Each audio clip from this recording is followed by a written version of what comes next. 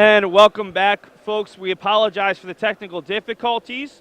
Beacons lead 2-0, a pair of Daniel Nachbaur goals here at the first intermission. UMass Boston's killed off 2.5 minutes of a 5-minute major on Ethan Nicken. We're just about 2 minutes into our first intermission. We're going to bring you a video with Nick Albano, part of our Beacon Spotlight series. He was invited to the Boston Bruins development camp this past summer and skated with 4 guys who are currently members of the Boston Bruins, so that was very exciting. So we'll hear from him. We'll also have highlights, stats, and a look at Matt Meisenbacher and Seth Orensky's alumni forwards, the top 12 guys that they want on their respective teams from 2011 to 2018. But first, we'll hear from Nick.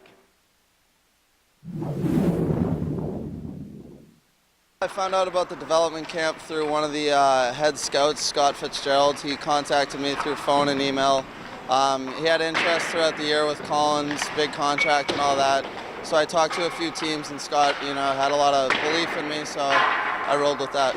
Yeah, it was surreal. I mean, I never thought I'd have that experience, especially this young in my life. So, I didn't see it coming, and it all came at once, and it was a shock. But, me and my family were so proud and honored to wear the Spoken Bee, so it was really, really cool.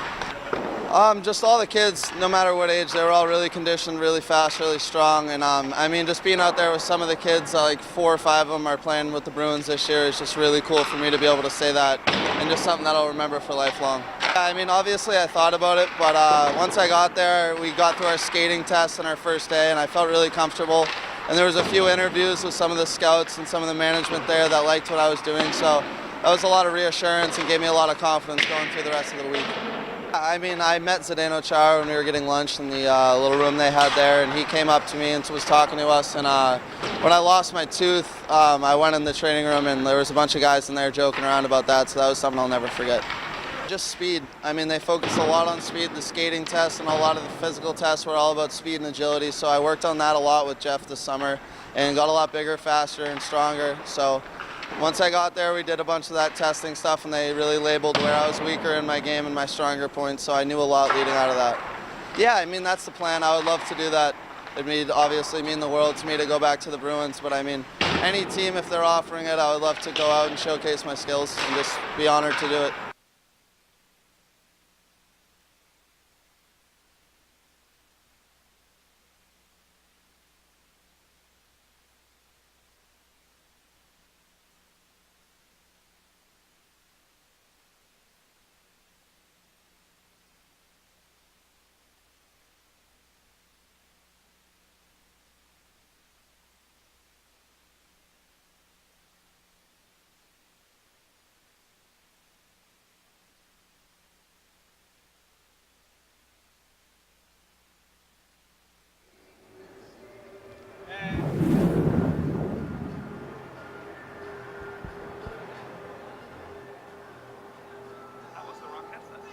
Seth has on the wall.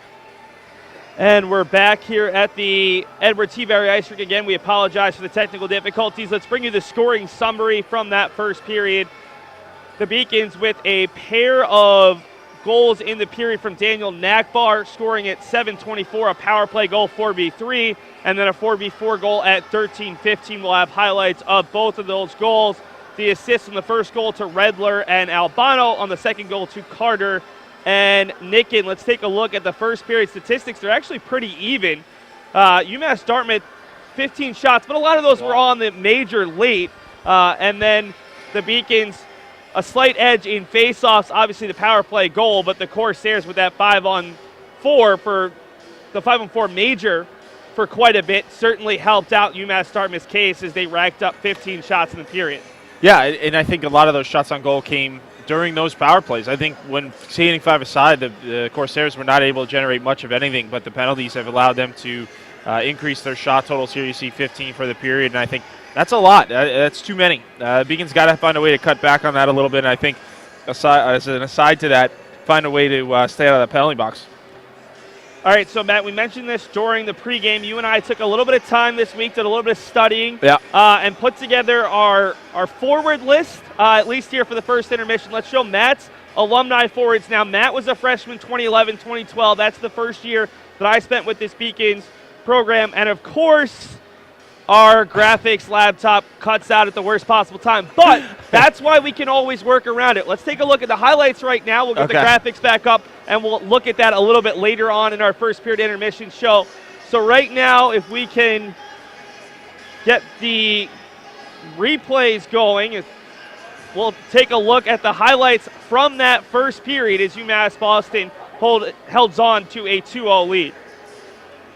Well, we'll start here with a save from McBurney here. And again, a pretty common theme, a save from Butler. The puck will get redirected on the way through there. You're going to see a good save from Butler to start that period.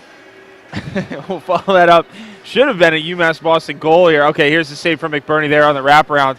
You'll see there in front, was able to corral that puck. Players jamming away at it. He was able to hold it long enough. And then this is the goal. Let's just watch the passing here, folks. You see one off the draw there. This puck's going to come back across down low, and then one more time towards the slot. Nachbaur was able to corral it, tuck it home for the goal. That was on the 4-on-3, the minute power play there. And then soon thereafter, you'll see a save on this odd man rush here from Butler. But after this will be the second Beacons goal. This is Rakowiak. You see both UMass Dartmouth players going towards the backdoor. Leave Rakowiak all by himself. He was able to come in on that breakaway and make that save. It was Butler. Another save from McBurney. Again, solid the entire period. And as the Beacons continue to progress over the course of this period, you're going to see a nice that's a nice little move there from Nachbaur. But this is the goal. You're going to see pass here, back to Nachbaur. After he takes a hit, goes towards the center of the net. He's able to tuck that home to give his second of the night. Beacons have a 2-0 lead at that point. And then this will be, I believe, the hit. Now let's take a look at this again. I think so what happens there, you got a player who's catching an edge, falling a little bit, another player going in with balance and speed, and so it looks worse, a little bit worse than it actually was. Nevertheless, a 5-minute major on that call, and that's where we stand as still a minute 30 left on that power play. So we're going to take a look at those alumni forwards if we can get them in right now, and I think we have them. So Matt, here are your top 12. You and I had a couple of differences, but who are the first two guys? I mean, we know that Matt Lemire was going to be on there. We know that Travis Daniel, I know he might be your favorite guy along with Albie Daly, but who are one or two guys who you're like, maybe statistically this guy wasn't a 100-point scorer, but this guy had to be on my list? Because I had one or two, and it was really my fourth-line guys rather than my top-line guys. Yeah, I know. I saw your fourth line. I was laughing. Well, I think the surprise to some people might be Corey Shakeen, a player that a lot of players maybe perhaps forgot about was even a Beacon, but he was a certified Division I player that for multiple reasons had to play at the Division III level. They were able to get him, so I snuck him in at the fourth line. Andrew Burke, which he was a senior when I was a freshman. Again, another guy, point numbers not as high. Perhaps it was a toss-up between Burke and Richter. Richter's another guy who was on my just missed the list. He's on the fringe, man, and he was giving me crap. We were out last night. I showed him my alumni list. He goes, man, you're going to give it to Burke over me. It was tough. It was a close one, so I think you could slide either one of those guys in. But overall, the theme is really these are the guys that have backstopped a lot of these teams. It wasn't just based on points. These are guys that were expected to play night in and night out. Now, let it be known that the top line there, all those guys are on the banner. So obviously that top line can produce, but I think the overall theme here is just basically guys that were really, from a forward perspective, in the lineup every night. The power play, first, second line, penalty kill. These were guys that were logging a lot of minutes. So let's show my group right now. You laugh at my fourth line. I feel like my fourth line would have a chance. Well, because it was an actual line. Yeah, well, I wanted a line. I wanted a solid 12 guys. I wasn't looking for the 12 best forwards. This looks like you just kind of took one of Blyle's rosters here, man. The third and fourth line are actual lines that existed in the history of UMass Boston. Well, I thought about putting Kid Sitterly out there with Frankie DeAugustine and Pete McIntyre, the best freshman line of all time. But what I loved, when I thought about this, I said, I need a guy who's going to be really good in the PK. I want speed. I want a fourth line that can close down a top line. And I love this fourth line. You've got physicality. You've got speed. You've got some offensive skill. So Mark Grinhouse was my first guy that I was like, I got to find a way to get him in there. Okay. And then I really wanted this second line of DeGrazia and Daniel. Those were the guys that I was like, they're going to play both ways, and they're maybe going to make Steven Bucco play a little bit more both ways, because Bucco might be the most talented player. Bucco only knows one zone on the ice. He'll even tell you that. Well, that's why I wanted Travis Daniel and Mark DeGrazia out there with him to provide a little bit more balance. Fair enough. And then that top line played together, and they played pretty darn well for that one season. These are you just took lines. You didn't. That's. I got a little more creative with it. I was mix and matching guys that didn't necessarily play together. You just took actual lines. That wasn't what I intended to do, but it kind of ended up that well. I think that my team's more balanced. I think your team's better offensively. I think I'd agree with that statement. We'll get our defensemen and goalies during the second intermission. Right now, if we have them, we'll take a look around Beaconville. So let's take a look. It's been a pretty successful day from what was going on before this hockey game started. Track and field had at least 4 gold medals at the Plymouth State Winter Classic earlier today. The women's basketball team came back from 10 down in the third quarter to earn an 83-76 win over Western Connecticut State. They're 3-1 in conference play at the break. Jelani Jackson had 21 points, 9 assists, 9 rebounds and 7 assists in the win. The Beacons women's hockey team, a big win yesterday in a rematch of the NEHC semifinals. Not so much today. They trail the number 4 team and defending national champs 4-1. And the men's basketball team in a low-scoring game at Westcon. They're down 1 in their efforts to get back to 2-2 in conference play. Well, right now our graphics operator's doing a lot, so let's take a commercial break and then we'll be back with a look around the conference and a look ahead for UMass Boston. Still a minute and 45 seconds to go before the start of period number 2.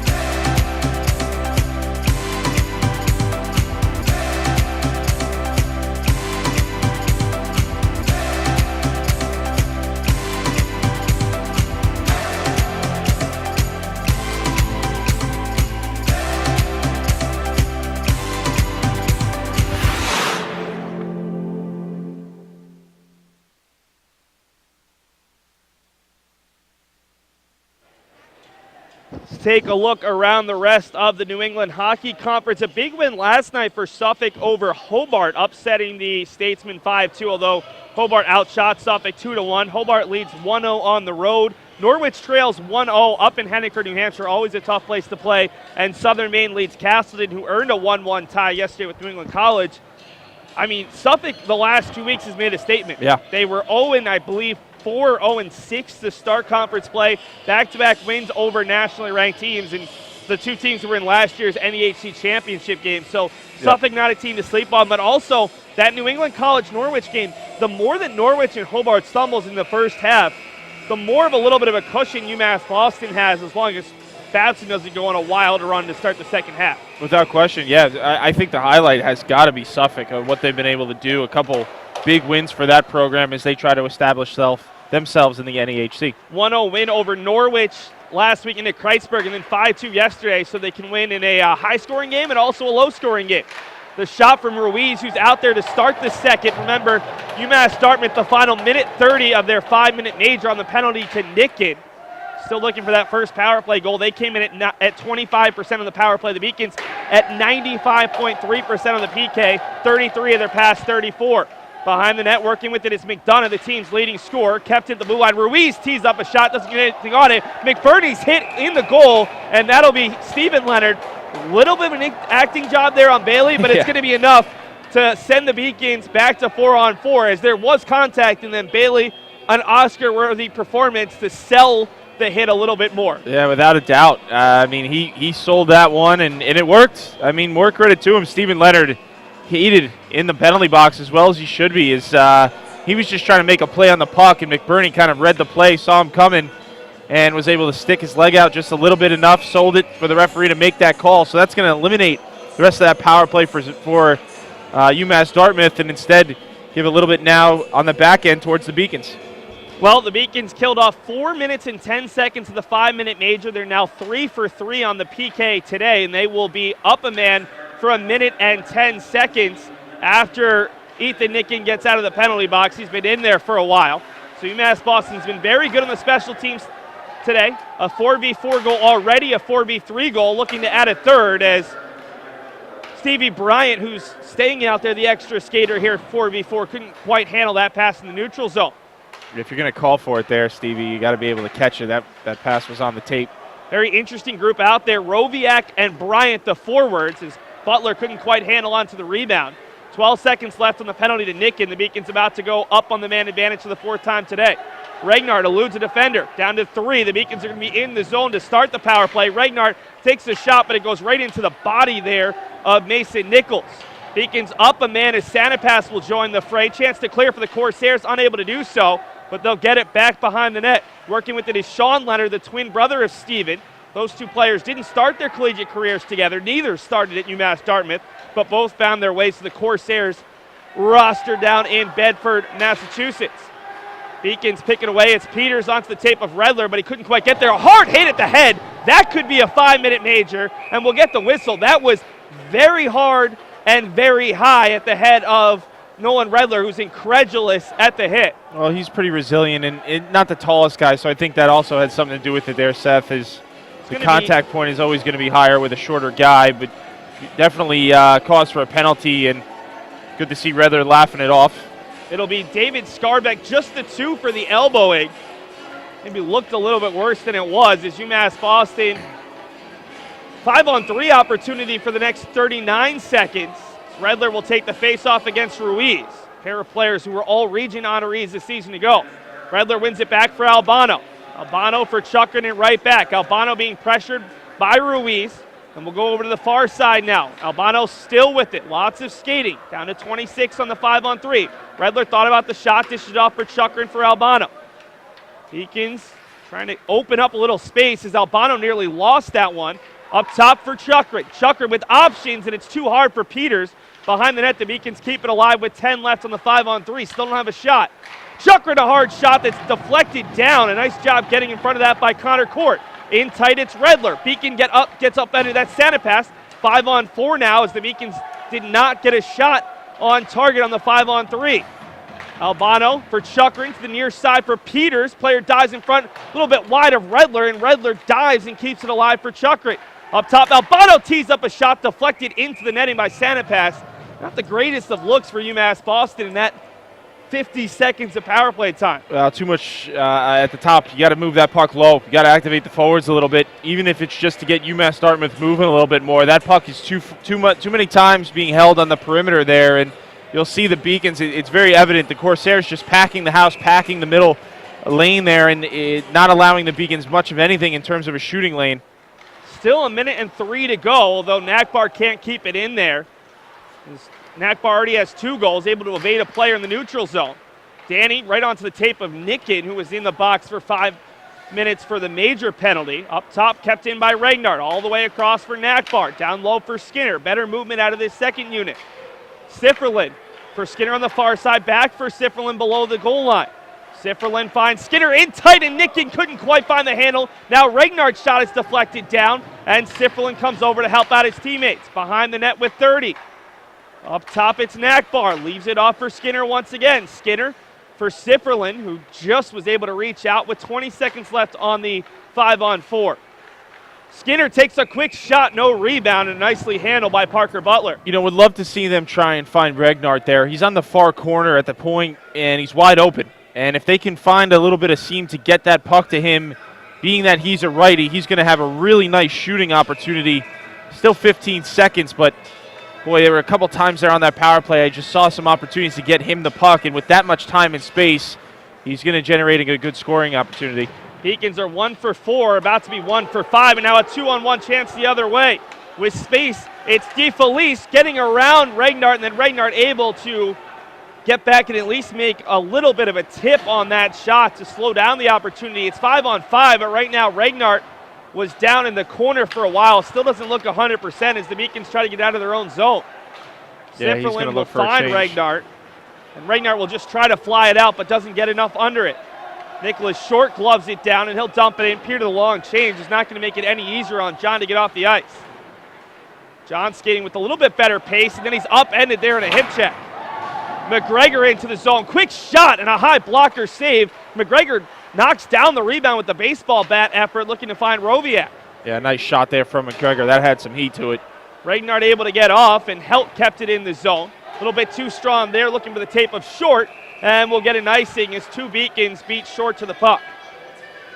Yeah, and you saw it, you mentioned it there on the second power play unit, just better puck moving a little bit altogether. They were moving it low to high, and I just thought with that first unit, boy, they had a couple opportunities to get that puck a little bit lower and closer towards the net versus just keeping it on the perimeter, but a really nice kill for the Corsairs, and a 2-0 hockey game set. This next goal is pretty critical. Just about 5 minutes into the second period. We haven't played much of the second even strength. Haven't really played that much of this game even strength if you factor in the Ethan Nicken 5-minute major. Both teams were whistled for 3 penalties in the first period. UMass Dartmouth had 2 more here in the second. First time these two teams played on November the 25th. The Beacons won 3-1. They combined for 20 power play opportunities. Two teams went 1 for 20 and 47 total penalty minutes. Albano behind the net. A little bit of pressure coming there from Dylan Radin. The long stretch pass, gloved down by Caruso, avoids the hit, and the Corsairs controlling their own zone, but there's Caruso coming in, and I think we've got an offsides on the Beacons. Is Derek Caruso and Roviak getting in tight. Peter Belisle is screaming while getting out of the way, and has to enjoy the maybe energy and compete level of this group, but also doesn't want to get hit by a flying stick. Yeah, he almost got clipped there, Coach. You got to be on the move there. You see a little scuffle in front of the bench. Next thing you know, you got sticks flying, and he's resilient. I think it'd take more than just one little bump on the head for that guy to exit this hockey game. If you don't know, Peter Belisle is a member of the very famous Belisle family. His father, a Hall of Fame, U.S. Hockey Hall of Fame high school coach at Mount St. Charles. His brother is taken over as on the coaching staff as well. They also have had some real success in the Little League World Series. Peter Belisle, the all-time winningest coach here at UMass Boston in men's hockey. Skinner avoids the hit, 3v2, chance in front, Redler all alone, and Butler makes the save, but we're going to get a hooking call on the Corsairs. Yeah, without a question, Redler in on the breakaway, and it was a pretty decent penalty because Redler, one of the top goal scorers for this Beacons team, was in all alone, and that hook might have saved the goal. As Redler giving a couple extra words there to the Corsairs, letting them know his thoughts on the matter.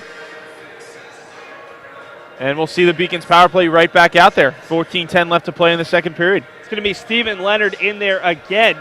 Leonard was whistled for a penalty already in this period. This will be the 6th time the Beacons are on the power play. They scored on their first opportunity, haven't scored since. 1 for 5 thus far. UMass Boston will start that top group. See if they can do a little bit better. The Beacons had just 1 shot on 3 power plays in the first period. Didn't have that many more on their 2 power plays to start this period. Sanapass can't handle it, and a chance for Nicholas Short to handle it behind the net, potentially clear the zone. Works it over for Mason Nichols, but the Beacons control.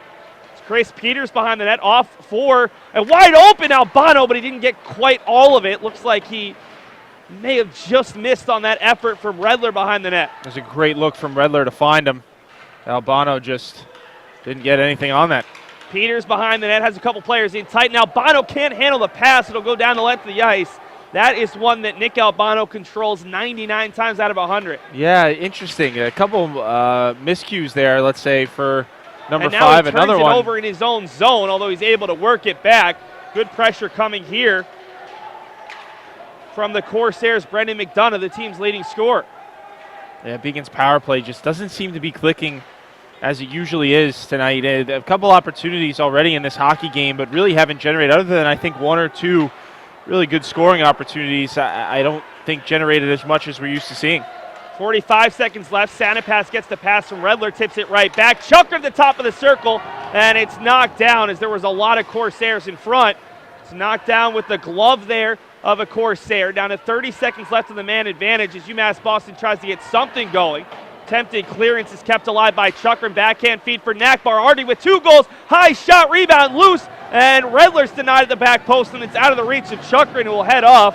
McBurney will come out. 2 great saves there from Butler there on the initial shot from Albano, and then again on the rebound and on the doorstep was able to get the pad on the sprawl save to keep the deficit at 2. Regnard tried to skate through a couple players. He was knocked down. The Beacons down to 2 seconds on the power play. About to be 1 for 6.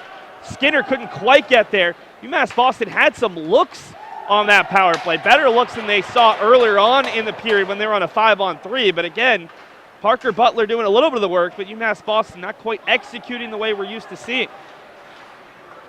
It's Gallagher here. We're almost midway through this second period. The Beacons lead is 2-0 with 11:51 to go. Skinner has it deflecting off of him, but the Beacons are going to be offsides, and he'll have to touch up. Skinner will head all the way over to the bench as the Beacons send the third line out there. Flipped up high by the stick of Ruiz.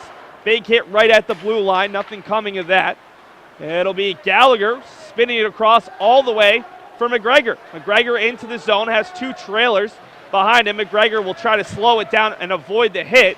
Holds off a player, then gets spun down, and we're going to get a penalty, but I'm not sure if it's going to be on the Corsairs or the Beacons. Yeah, it'll be on the Corsairs, I think, without question. You've got the Corsairs, it's tough to match the Beacons' speed. You know, this is a team that can really fly, and you saw there it's going to be, I believe it's going to be Leonard again. The third penalty of the period. Yeah, it's boy, that's no good. Geez, he's one of their top guys too, but I think it was really McGregor. I think Sifferlin might have been the one who actually drew the penalty, but it was the speed of McGregor into the zone that even allowed that penalty to occur. So kudos to 19, using the speed to his advantage, and another opportunity here for the Beacon power play. Beacons win the face-off, but they send it back to the blue line, well wide of the defenseman at the point. That's the third penalty on Leonard, who now has a team-high 28 penalty minutes. Came in tied for second with 22. They have three players with 24 or more penalty minutes on the season. Sent out in front by Nicken. It's cleared away, and now it'll come out of the zone. We're literally sitting on the blue line, and Nachbaur will have to retreat. This second unit's looked better than the top unit, but really as a whole, this power play has not looked that good. Yeah, a little bit left to be desired. I think one of the things UMass Dartmouth is doing is really attacking these puck carriers. It's been effective. Hard shot, kicks out the rebound off the look from Skinner over towards Sifferlin, but he couldn't quite get there in time. Sifferlin will go out to the blue line for Albano. Albano sends a shot through traffic, deflected off a Beacon in front into the netting. Remember, the first time these two teams played, the Beacons went 0 for 9 on the power play, so give the Corsairs credit. Yeah, the penalty kill has looked really good. I think they're doing a really good job, again, of packing the middle of the ice, something the Beacons look to leverage. One of the things that I'd love to see the Beacons do is try to work these pucks below the net. They've had some success doing that previously. Clearly they were working, there's opportunities at the perimeter, and they're taking those, but boy, would really love to see them try to work something from behind the net out towards the top to create a little bit more space. Stephen Leonard's having a chat right now with one of the assistants on this Corsairs team, just trying to calm him down. He looks very upset in the box. Peters dishes it out for Chukrin, but he couldn't quite handle the pass, get it on his forehand. Peters from the near side, looking for his 10th collegiate point. Behind the net, it's Chukrin for Redler, trying to feed Santa Fe, skipped up on a hard shot from Peters, but right into the body of the defender in front. That was Dylan Radin, the fourth line right winger. UMass Dartmouth with a lot of blocked shots, and that's another factor that why this penalty kill is so effective today. Santa passed the turnaround shot right into the glove of Butler after the Beacons forced the turnover, and we'll get a stoppage with 34 seconds left on the power play, 9:50 to go in the period. Very frustrating if you're on these power play units to really just not be generating much of anything. It's not like Butler's coming away with these key saves. I mean, you saw the shot from Santa Pass there, pretty routine. That's one he's going to save more nights than not, and Coach Bly electing to change lines once again. Beacons win the faceoff, clean back for Regnart. Far side, it's Skinner. Skinner for Nachbaur, who's been by far the Beacons' best player offensively today with the 2 goals, creating some other chances as well. Skinner up top for Regnart. Regnart has an assist in the power play already. It's passed across, looking for Nachbaur, is deflected over the line by Connor Court. Regnart with 13 left on the man advantage. The Beacons trying to avoid falling to 1 for 7 on the power play today after an 0 for 4 showing yesterday. Siflin along the far side with 3 for Regnart. Regnart up top. Helt tried to go down low, easily intercepted. Now the player coming out of the box was Leonard, but they couldn't find it. 3v1 chance, hard shot up off of McBurney off the effort there from Mason Nichols. Do you want to find Leonard out of the box right there? Yeah, 100%, Seth. Oh, my goodness. What a missed opportunity for the Corsairs. Nichols with the puck, head down. Never saw Leonard. I mean, that's one you've got to be able to have your head up there and find that, make that play. I mean, talk about a frustrating night for Leonard now. That should have been a guaranteed breakaway for him, but instead totally missed. Instead, a shot off the shoulder of McBurney. And that's the end of the scoring chance. And that's got to partially be on help to recognize time and situation there and maybe not look to make that dangerous pass cross ice. Yeah, not a fair point. Always a difficult situation for a defenseman there, but a fair point. McGregor trying to go through a pair of players, loses the puck with 8:45 to go in the period. The Beacons scored twice in the first period. Had quite a few looks on the power play here in the second, but nothing to show for it. Still 2-0. Ruiz in tight, and the puck just sits there for a Beacon to get it. And now the Beacons have a chance to go 2v1 the other way. It's Roviak with Caruso to his right, leaves it off, but it's stolen away by Bolden and cleared out just past the blue line. And again, another instance where the Beacons just won like a half second off. That's a nice little 2-on-1 there that gets broken up on a soft backhand pass, and I think most nights we see the Beacons connect on those types of plays. This is the worst I've seen UMass Boston look this season at home. 6-0 this year at home. They've looked really good in beating some really strong teams, but this Beacons team just looks off. And Matt, you mentioned this last Friday, chemistry could be an issue. A lot of guys playing with guys they're not used to playing as Peter Belisle changed up the line. Skinner takes the nice pass off the boards. Chukrin racing towards the net, nice save from Butler at a point-blank range, and then Chukrin is upended behind the net. Skinner tried to find that far post, a little bit too strong, bounces around for Albano, whose shot is tipped off the skate of a Corsair wide of the net. Gabe Chukrin is certainly bringing that high compete level that Coach wanted, and now a player down behind the net, and we're going to get another penalty of the Corsairs. They can't believe it, but the scary thing for UMass Boston is who's down, because they're in a lot of pain, and once again, it's Nolan Redler. Oh, boy. Yeah, this is not good. It was behind the play. It was 100% behind the play. I don't know if it was a slash or what happened, but next thing you know, Redler's down. I don't know what it is just yet, but you see coaching staff's pretty heated right now. Well, the Corsairs, I think, were upset there was a penalty to begin with. The Beacons are upset with what happened to Nolan Redler. Looks like it might be a lower leg injury. It's Pat Twombly, the third-line defenseman for the Corsairs, but Peter Belisle is not quite as incensed as I've ever seen him, but he's certainly not calm right now on the Beacons bench. And I don't see the number in the box. Okay, yeah, number 5. So, again, didn't see it behind the play.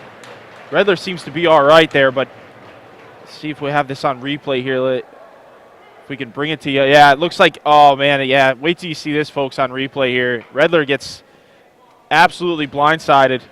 His head comes back. I mean, that's got to be a major penalty. If you're going to call a 5. Let's take a look at it right now for the folks at home. Giving him a minor there, Seth. Jeez, we'll show you the replay. You see Coach Belisle trying to get an explanation. Just before that, though, he had made a backhand pass going the other way behind the net, going out the other side, and instead, as he turned around, he was able to just get his head around in time before that contact was made. Boy, that's a tough play, and to only get a minor there after the major you gave to Rakowiak is a little bit interesting. Let's take one last look. Yeah, we'll show it to you again. Watch as Redler makes this backhand pass right there, and then just a blindside hit behind the net. That's a risky play. That's a dangerous play. You've got to be aware, obviously, as a forward at all times. Redler obviously decent enough where he's going to remain on the ice, but boy, this game is certainly getting an edge here, Seth, and now another Beacons power play. They have got to find a way to capitalize on these. The good news for UMass Boston is they haven't retaliated at all. 3 penalties in the first period, including that major penalty. None here in the second, while the Corsairs have been whistled for 4 penalties, 3 of them coming on Steven Leonard. 7:18 to go. The Beacons have been on the man advantage or just off of it for pretty much the entire period. We'll see if this group can get their first power play goal of the second. Thus far, they're 0 for 3. They're 1 for 7 overall. Behind the net, it's Peters who goes off the bar. A beautiful effort, and then he scores on the rebound. I'm not quite sure how that went in. It's an unbelievable play, Seth. That puck went off the backhand, off the post. He hit this out of midair. He hit it out of midair, was able to bat it in and give his team a 3-0 lead. That's a great individual effort there by Peters to give his team, wow, what a play. Wait till you see this on replay. Coming in with speed, a nice dish from Redler to get it to him. He goes towards the backhand, it rings off the pipe, and then he's going to just bat it out of air. That's just a great individual play from Peters. Watch the replay here, folks. You see the pass from Redler there. He comes in with speed off the backhand, off the pipe, and then that puck's floating right there. Bats it in.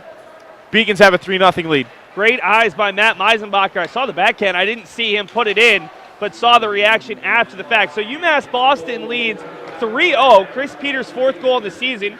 Nolan Redler, who was the guy who absorbed that big hit behind the play to earn the Beacons' power play, now has 2 assists, both of them on the power play. Redler on the season has 7 assists, a team high 15 points, 2-on-1 chance. McGregor goes high and wide, trying to find that near post as the Beacons look for 2 goals in the span of a minute.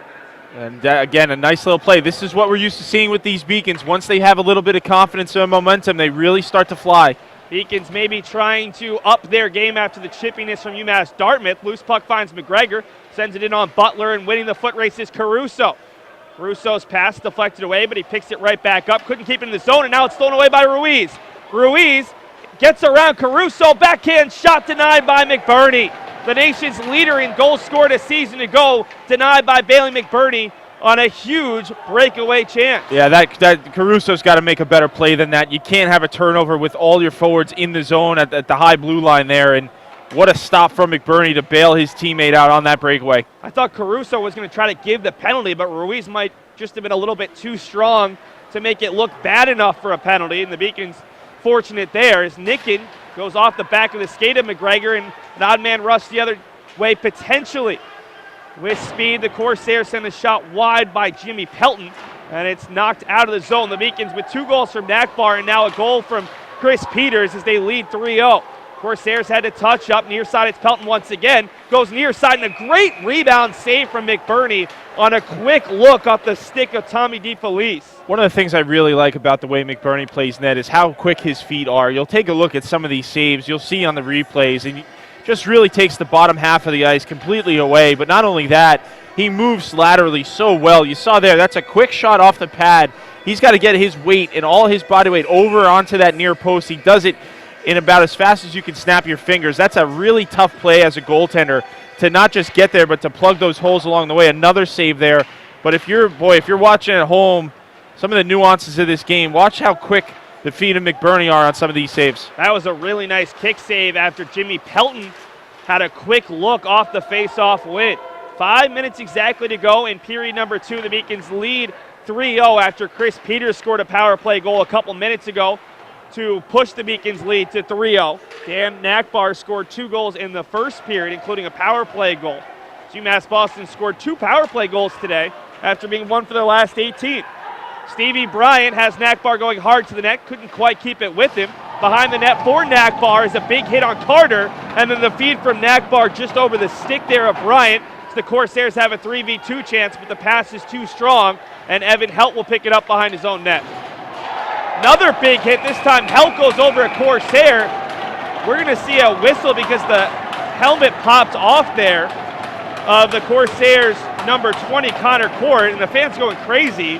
Oh, man, this is college hockey, folks. You hear the noise after the big hit. The Corsairs, we still got some after the whistle stuff. We had a big hit on Brian Carter down the one end, and then down the other end, Evan Helt. I mean, he's a big boy. But Evan didn't even hit him. He was trying to get out of the way. I don't know. He might have sold you there, Seth. I think that's one of those where you're accidentally on purpose trying to get out of the way. That's a big boy and a big collision down there in the corner. Helmet comes off and everything. And we've got a definite physical presence here tonight. This rivalry game during alumni weekend is so far been a pretty solid hockey game. Shot from distance is easily handled by McBurney off the effort from Mason Nichols, and we'll get an offensive zone draw for the Corsairs.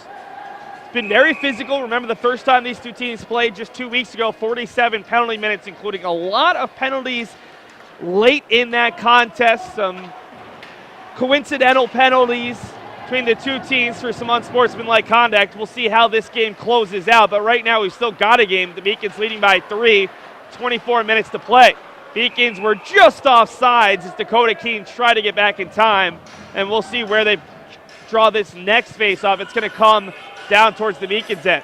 Well, keep track of your hits these last 4 minutes here.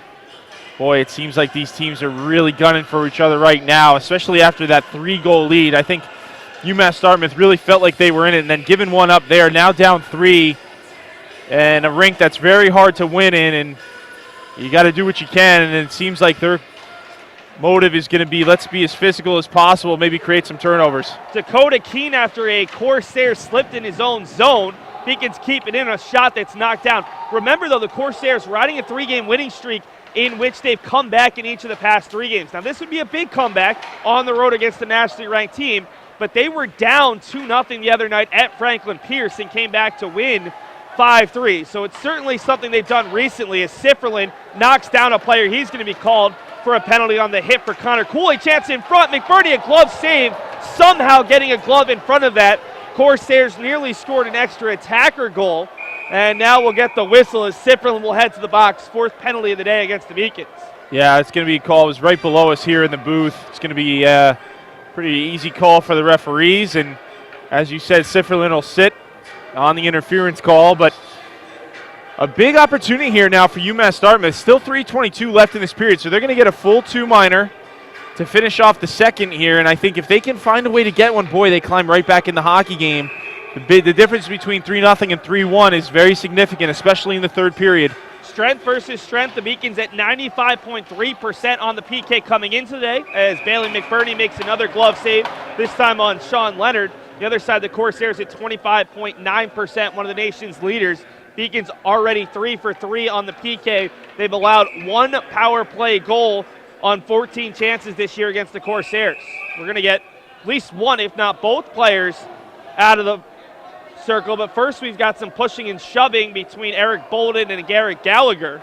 Gallagher's not a guy to back down from any kind of confrontation, although he's typically a really nice guy away from the ice. They always are. The toughest guys are usually the nicest guys, man. It's just not when they lace them up. So just 4 seconds gone by on the penalty to Sifferlin. 3:18 to go in the period. The Beacons lead 3-0. Bolden up top, able to find Sean Leonard. Leonard's shot is deflected wide. And now the pass in front, and it's a one-timer goal from Steven Leonard, the man who's already taken 3 penalties in the period. And the Corsairs back within 2 with 3:09 to go in the second. That's a huge goal there. That's a really big goal for this UMass Dartmouth team. That's a nice little play from behind the net. You're going to see off the draw. We'll bring the replay here shortly.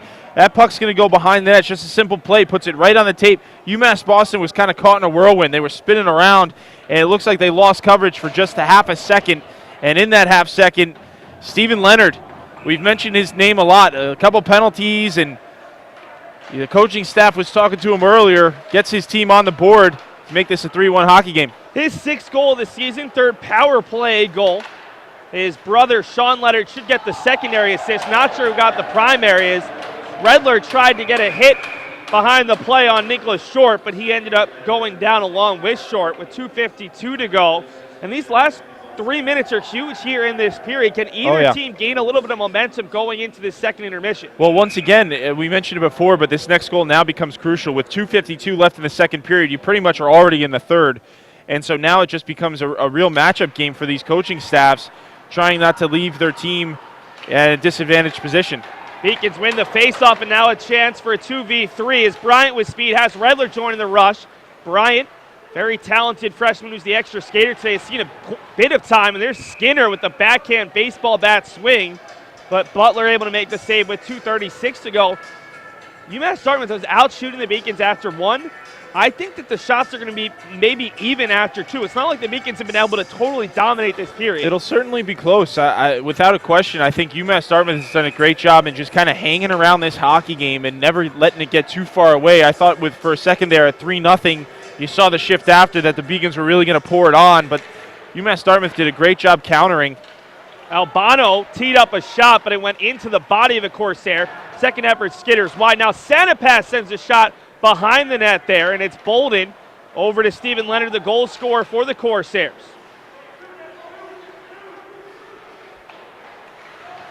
Leonard also scored a power play goal in that first meeting between the two teams in a game that potentially coincidentally ended in a Beacons 3-1 win. Albano trying to skate through a lot of players, turns around, whirling Dervish. Now it's Nickett who sends a shot deflected off. The Beacons getting a lot of looks from the top of the slot. Poked around, Sanapass chasing after it along with Jonathan Ruiz. Ruiz wins the race, and now we'll send it backwards over for Bolden. Albano's got a penalty here, Seth, without a question. You've got to have more self-control than this. I mean, this is not the point in the game you want to be taking a selfish penalty. I don't know if we got the replay, but it was very easy. It was a very easy call for these referees. There was a little bit of a hit in Albano, and he just kind of swung his elbow and made contact with the helmet of a UMass Dartmouth player, and therefore he's going to sit for 2. That's just not a good time to take a penalty. That's an unnecessary penalty. That's a selfish play, and you expect more from 5. He's one of the leaders on this team. Can't be taking a penalty in that circumstance. And just after the Corsairs scored a power play goal to cut it to 3-1. So UMass Dartmouth 1 for 4 on the power play. Beacon's looking for his stop. McGregor with a little bit of time and space has Keene rushing out. Will send a backhand feed over towards Dakota Keene. 2 of the Beacon's better penalty killers on this team is Keene amongst 3 players, able to kill off some clock down to 1:35. This power play would head into the 3rd period if UMass Dartmouth doesn't score. About 15-second difference between the period clock and the power play clock, as Keene able to break it up, and it'll come all the way out of the zone after a decent look for the Corsairs. Sean Leonard from right in front of the Beacons bench, a blind no-look pass that'll find his brother Steven. Under a minute to go in the 2nd period. Both teams have scored once here in the 2nd after the Beacons outscored the Corsairs 2-0 in the 1st, and we'll get a defensive zone draw in the Beacons half. Well, one of the things here as this game progresses, we've talked about the physical play, and we've talked about both teams' face-offs and their ability to generate scoring opportunities, but these goaltenders really have both played really well. I know a 3-1 hockey game, a pretty standard score, but I've been impressed with, on both sides of the ice, both these goaltenders coming away with some big timely saves. Big win there by DeFelice. Chukrin has the puck stuck in his uniform there, and some pushing and shoving as Chukrin did not appreciate a Corsair coming over. That was DeFelice trying to prod the puck out of Chukrin's uniform. Gabe has been playing some forwards, some defensemen. Anytime you get to special teams, he's been playing defense for the most part. Well, and it's a credit to him. He's an athlete, and you can play him in a lot of different scenarios. You're seeing that here tonight. He's not one-dimensional by any stretch of the imagination, and boy, yeah, correct. I'm surprised we don't have him lacing up the pads for the 3rd period. Yeah, I'm sure that Bailey McBurney would prefer to play goal, and Gabe would prefer to stay in that hybrid forward defense role as the pass comes a little bit too strong on the near side for Kai Kapasi. Balancing it back and forth with DeFelice, chance to clear, and Bryant just over the stick of a Corsair as Derek Caruso gives chase.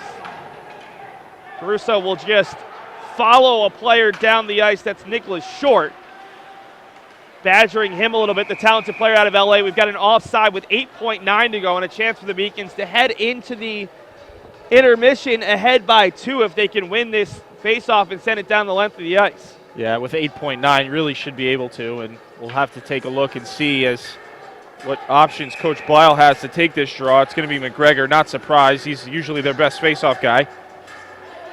McGregor, Sifferlin, Gallagher, and Chukrin for the Beacons.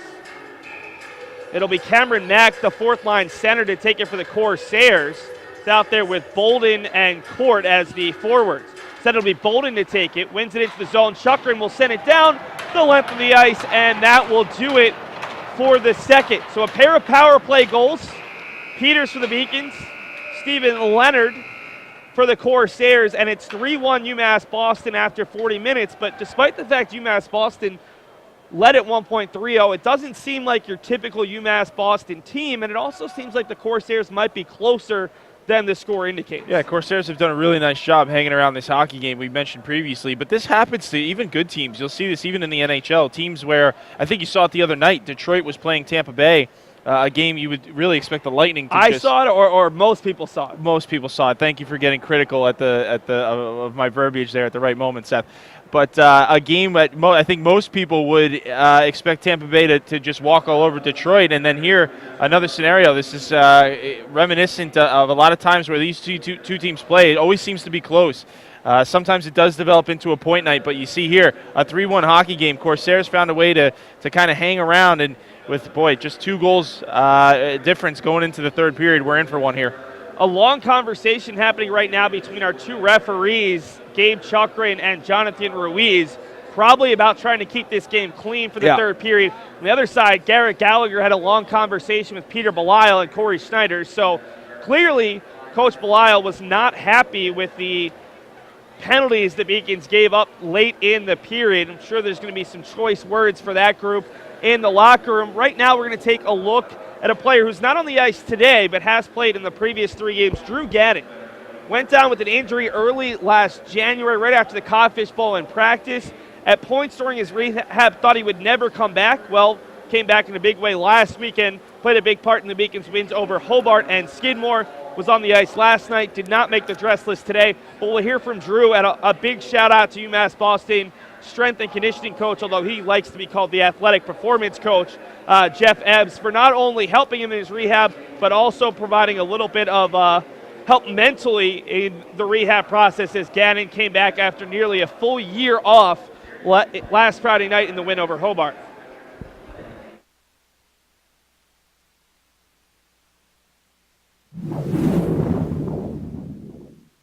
I had a fracture dislocation in my ankle. I broke my fibula and dislocated my ankle in practice. Not a real heroic injury or story or anything. Pretty unlucky, just unfortunate bounce. I knew right away it was broken. I heard it pop. I definitely felt it. And then, I don't know, just went to the hospital and got everything checked out. They said I needed surgery a week later, and I was out for the rest of the year, into the summer. Yeah, I try to take it day by day. I mean, with an injury like that, there wasn't really anything I could do. It was just really just a waiting game, let everything heal the right way, and it's really just a mental grind, still having to deal with classes. It happened at the beginning of January, so I was fortunate for that first month. I didn't have to go to class, but it was just really a mental grind, trying to get through it day to day, and then as the spring progressed into May and June, and I was able to, learn how to walk again and, start jogging and stuff like that, I just really tried to just hammer the rehab and do everything I could to get back for this year, knowing that I only had 1 year left. It was like midway through May. I didn't think I would ever play again. I mean, I couldn't really walk without pain. I definitely couldn't run at that point or jog even. I wasn't able to do a bodyweight squat until almost beginning of July. So there was a lot of mental setbacks, I guess, but I really have to thank Jeff Ebbs, the strength and conditioning coach, who worked with me every day in the spring when I was able to start walking again, and I stayed here in July and August, and he was with me every day, kind of my psychologist a little bit too. I'd tell him every day, I don't think I'm going to be able to do it, and he really helped me push through it. I guess in my mind, I felt like I was getting back to normal. Definitely not the first weekend. I don't think I could have played. There was probably a couple weeks after where I felt like I was getting better, but the coaches didn't think so, and obviously it was the right choice. And then when we were getting into the 6th, 7th, 8th game, we were undefeated at that point, and it's impossible to get in a lineup when a team's rolling like that. So I just had to be patient and be a good teammate. I want success for everybody and for the team, and so I was really fine with it at that point, and really lucky to get an opportunity this past weekend. Yeah, I was definitely nervous, even as the extra skater. I don't think I played in the first. The guys were rolling. Roach takes that penalty, and I knew I was the next guy up, so just had to take advantage of the opportunity. I guess a moment that I felt like I was back probably after the Hobart game. Coach Belisle paid me a nice compliment after the game, just attributing the rehab process and all that, and waiting a year to get back in the lineup. And it was just really emotional for me after the game, honestly. I tried to hide it, but just being a part of a win, being a part of the team in the locker room and in a winning setting, in a team setting, was awesome. It meant a lot.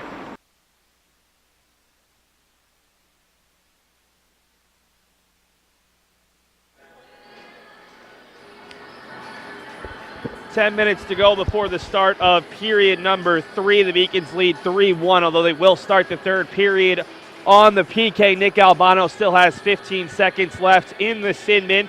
Right now, let's take a look at the scoring summary. My name is Seth Rensky, joined by Matt Meisenmacher. The Beacons scored the first 3. A late power play goal by Steven Leonard cut the deficit to 3-1. That goal from Chris Peters might have been the best of the 3, and maybe the most important for UMass Boston, after the Beacons started really slow on the power play in that second period to get one back, especially after Nolan Redler took a cheap shot that the entire team was very upset about. Yeah, no, I would agree with you. I mean, what an individual effort from Peters there, but would love to see Nachbaur complete the hat trick tonight. I think he really has looked good. He's been around the puck. We've obviously mentioned his name a bunch. 2 goals already here in the game, and I think well deserving of a hat trick tonight. So look for him to try to solidify that in the third. Let's take a look at the statistics through 2 periods of play. It was UMass Dartmouth leading in shots 15-10 after the first period. They're still leading in shots as we get that up for you momentarily. The Corsairs with a 13-11 edge in that second period. They lead 28-21 overall. That might be the biggest surprise of the day, especially after the Beacons outshot the Corsairs 44-22 2 weeks ago at the Ice Den up in southern New Hampshire. Beacons, though, do hold a slight edge in faceoffs. UMass Boston 2 for 8 in the power play, 1 for 5 on the PK.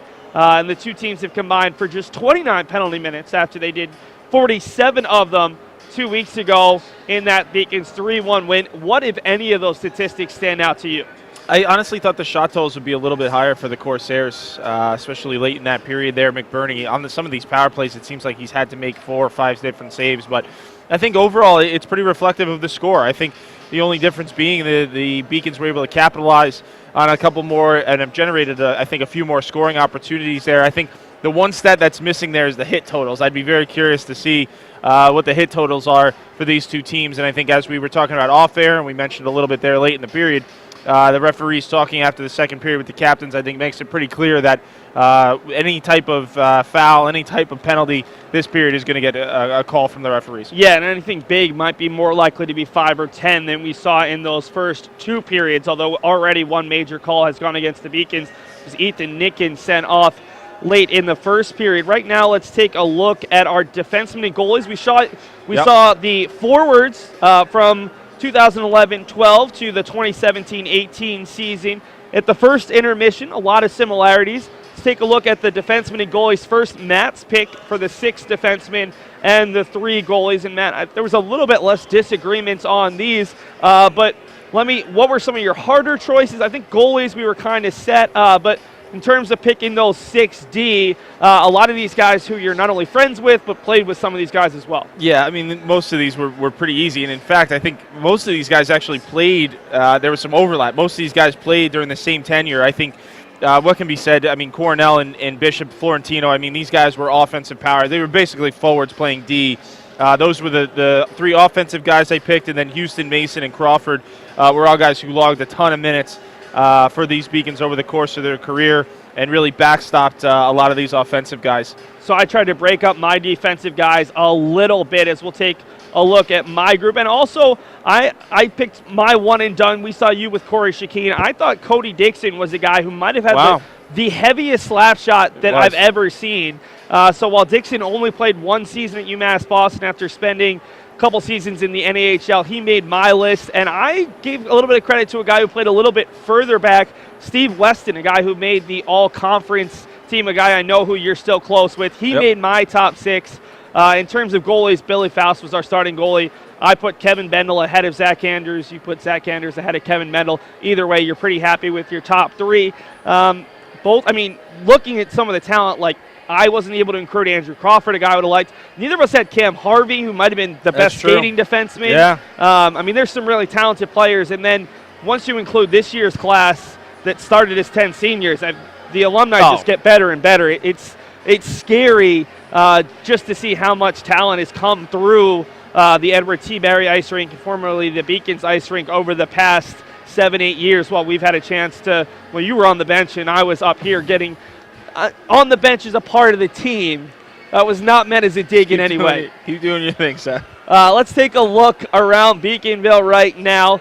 Got a couple of finals for you that did not go UMass Boston's way. The women's hockey team falls 4-1. Jane Morissette scoring for UMass Boston for the 2nd straight day. She also scored in the win over Castleton. Women's basketball team, a nice comeback win over Western Connecticut State, 83-76. Men's basketball falling just short at a Western team who just beat the defending regular season champs Eastern Connecticut State on Wednesday. So a really strong Western program in the Beacons. Hot start in that one, but couldn't hold off the Colonials. Right now, let's take a look at the highlights from that second period, and then we'll bring you around the rest of the conference and take a look ahead as Matt will take you through a heavy-hitting second period with also quite a few good looks and 2 goals, 1 for each side. Yeah, there'll be a few hits in here for sure. We're going to start with the hit on Redler here. And again, this is just it's a tough play there. You see the shoulder being, that he's not the biggest guy on the ice, the tallest guy. It's close to the head, making head contact there. That's just a tough play there for all parties involved. But that was the hit, and then he'll have another one later in the period. You'll see probably behind the net. But a couple great saves from Parker Butler here to start the start of the second period. You're going to see the Beacons are really pouring it on. A couple great passing plays. This is a great sprawling save. Really trying to keep his team in it.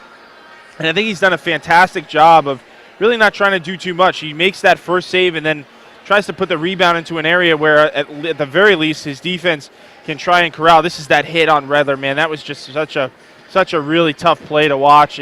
Fortunately for the Beacons and for Nolan, he was okay. And then this is the goal. You're going to see here, this backhand's going to go off the post. And then out of the air, Chris Peters is able to tuck that one home for a 3-0 lead. A great individual effort there from Chris Peters. Now, as we move along here, this is that big key save off the breakaway from McBurney. Watch as Caruso created the turnover on the blue line, and then on this breakaway tries to dive, as you said, maybe take a penalty to stop that scoring opportunity, but McBurney, with the short side save, was able to corral the rebound as well. A big stop there for the Beacons, and then this is that huge hit in the corner there. I don't know, Seth, you tried to claim that Helt was trying to get out of the way. That's a big hit from a big guy there in the corner. That really got the crowd into it. And then another scoring opportunity later in the period here. Not quite sure how that one didn't go in. I really thought that the Corsairs were going to get on board with that one. But lo and behold, a little time later, a shot from the point. This is going to go behind the net. And then watch this little pass here as the Beacons are resetting coverage in front there. John Regnart's got to make a play on that backdoor guy. Leaves them all alone, unattended. Steve Leonard with the goal to give his team a 2-goal deficit going into this third period, a 3-1 hockey game now. So the Beacons lead 3-1 here in Boston. Let's take a look around the rest of the New England Hockey Conference. A lot of other teams finishing off conference play here in 2018. Hobart, is that the correct score? It looks like 15 nothing, but I think it's 5-0, which would make a lot more sense because it was 1-0 after 1. Norwich still trailing 1-0. That would be Norwich's second loss in their last 3 conference games, and they would fall 8 points behind the Beacons through 8 games. Is really struggling to score right now, Norwich. Yeah, they're very young. They're very talented. I know they've had some injuries, but that would be a really tough start for Cam Ellsworth's group. Again, you want to be playing your best hockey second semester, especially towards the playoffs, but it'd be weird to not see Norwich as a top 2 or 3 seed. Without a doubt. And right now they're sitting in 4th, potentially 5th if New England College wins that game. Southern Maine up on Castleton in what's kind of a battle game. You never know quite what to expect. And then Skidmore and Suffolk. That's a big game for Suffolk tonight. If they can win that, if they can win 3 in a row, that team will have a lot of confidence going into second semester. UMass Boston already beat Suffolk at Suffolk. They'll see Suffolk as one of their 2 home conference games in second semester, as the Beacons have 7 of their last 12 games away from the Edward T. Barry Ice Rink.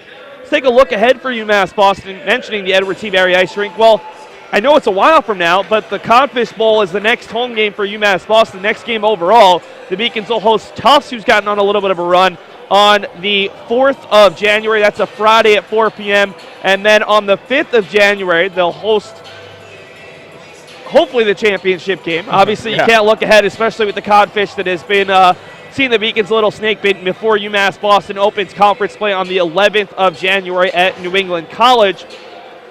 Remember to stick with us throughout this third period. Obviously, some great action, but also our trivia question. Matt, I think you're definitely going to get our trivia question today. You always think I'm going to get it. Now, this is easier than most. All right, if you say so. 15 seconds left on the penalty kill for UMass Boston. Biggest thing that both of these teams need to do here in the third period to come away with a result. Well, it's imperative that the Beacons have got to find a way to stop taking penalties. I mean, it's the only way the Corsairs have been able to stay in this game is off the power play. It's looked good, and the game has been close. They've gotten good goaltending. Beacons got to stay out of the box. I think if you're the Corsairs, the physicality is great as long as it's within the lines, and sometimes it seems like this team puts himself at an unnecessary disadvantage. The Beacon power play hasn't looked too good tonight, but I think penalties is going to be the decider here in which team can remain more disciplined. Beacons win the draw. Garrett Gallagher gets a shot, and that will do it for the man advantage as UMass Boston now a stellar 5 for 6 on the PK, while UMass Dartmouth has held UMass Boston to a 2 for 8 showing. Beacons went 0 for 9 the first time they played the Corsairs 2 weeks ago. Puck comes out to the blue line where Gabe Chuckring will start this third period. Remember, he came into the day as the Beacons second line center, but he spent probably about as much time as a defenseman as he has a forward today. Back to even strength. Corsairs trying to get it out of their own zone. It's Sean Leonard out to center ice. That one is tipped by a Corsair, so no icing here, but Evan Helt easily wins the foot race and tips it over for John Bono. Bono with speed, bringing it all the way into the zone. Bono still with it. He'll send it towards net as he absorbs a hit there from David Scarbeck. Comes out of the zone. This will be an icing if it doesn't get it on McBurney, and it goes well wide as Evan Helt, the first player over to it. 1:11 gone by in the third period. I don't think this is the type of game you really want to start focusing on your defense and kind of remain guys, keep guys back. I think this is the type of game I'd love to see Coach Blyle, if anything, up his offensive force and really try to pull away from this Corsairs team. It seems as though sometimes there's a knack for this team. Once they get one, they can get a few others. So especially early on in this period, we'd love to see the coaching staff really dial up the offense here. Remember, the Corsairs came back against Division II Franklin Pierce the other day. 4 goals in the third period, including the final 3 in a 5-3 victory, their first win away from home. Skinner's offsides, and in an interesting development, the Beacons' second line right now, at least early in the period on this shift, was Skinner and Redler, who started the game on the second line alongside Stevie Bryant. So using the extra skater to center that group, and Bryant is a center by trade.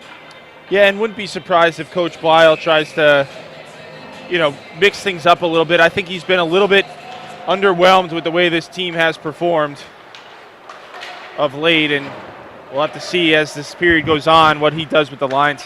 Chuckern and Albano, the 2 defensemen, out with the Beacons' top line of Sanapass, Nicken, and Nachbaur. Set up high off the boards, a foot race with Albano slightly ahead. Albano avoids the big hit, puck still loose behind the net. Player loses his stick. That was a Corsair, and it will be kept in the zone just barely. Good work from Connor Court, one of 3 players who wear the A for the Corsairs. Court taps that one up and keeps it alive, battling there with Gabe Chuckring. Chuckring gets it back off the boards looking for Nicken, who's able to tap it just past the Corsair who was charging in and into the Corsairs' half.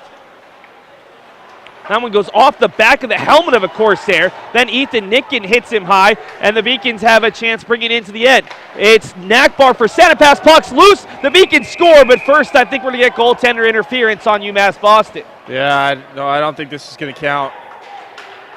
I don't think this is going to count, folks. It definitely was in the net, but I think the penalty for goaltender interference happened first. Nicken's going to go.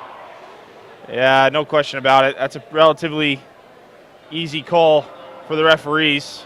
There was some contact there. It looked like both players driving hard towards the front of the net, but I think the reason you get a penalty there is Nicken didn't pull up. At some point, you've got to pull up to keep from just ramming the goaltender, and I think he neglected to do that. That's why he got the penalty.